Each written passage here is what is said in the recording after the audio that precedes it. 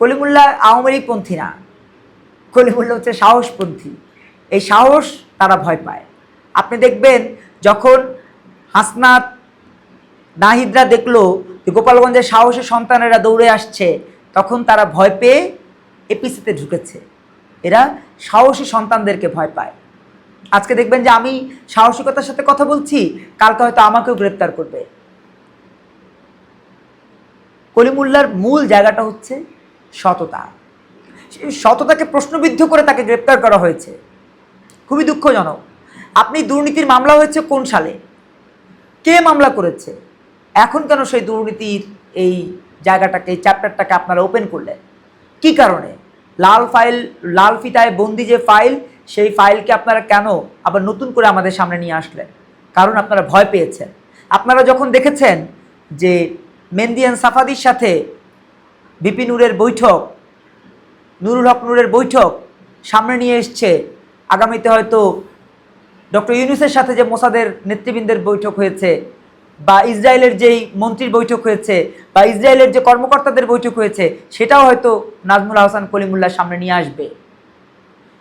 যখন সরকারের পক্ষ থেকে খেয়াল করা হয়েছে যে নাজমুল আহসান কলিমুল্লাহ কোন দিকে যাচ্ছে, যখন দেখলেন যে তিনি যাচ্ছেন সেই দিকে যেই দিকে সত্য, সাহস, সুন্দর থাকে, তখন তারা ভয় পেয়েছেন। কেননা নাজমুল আহসান কলিমুল্লাহরা কখনোই নিজেদের জীবন জীবিকার আরাম আয়েশের চিন্তা করেননি। আজকে আরাম আয়েশের চিন্তা যেভাবে আপনাদের প্রেস সচিব করছেন, সেভাবে তিনি চিন্তা করেননি বিধায় প্রেস সচিব শঙ্কিত হয়েছেন যে কোনো সময় আমারও তো হারির খবর নিয়ে আসতে পারে।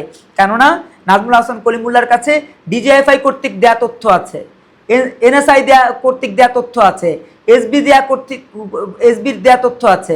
অর্থাৎ যেই সকল তথ্য তার কাছে আছে, সেই সব তথ্যের ভিত্তিতেই নাজমুল আহসান কলিমুল্লাহ হয়তো কালকে আমার থলের বিড়াল বের করে বলবে যে এপির প্রতিনিধি হওয়া সত্ত্বেও আমি কেন ওই আন্দোলনকে সাবোটাইজ করেছি।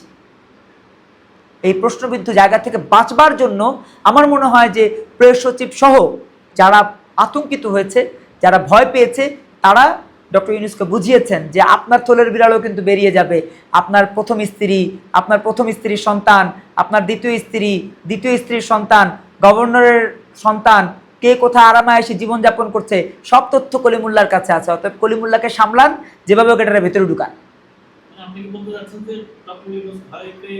ডক্টর ইউনূস শুধু নয় তো, ডক্টর ইউনূসের সাথে যারা আছে সবাই ভয় পেয়েছে।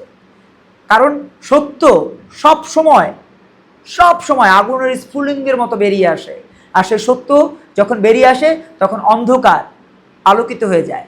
আর অন্ধকারের যেই ময়লা আবর্জনা থাকলে সেগুলো পুরো ছারখার হয়ে যায়। এই ছারখার হয়ে যাওয়ার ভয়ে এই অন্ধকারের বাসিন্দারা তাকে গ্রেপ্তার করেছে।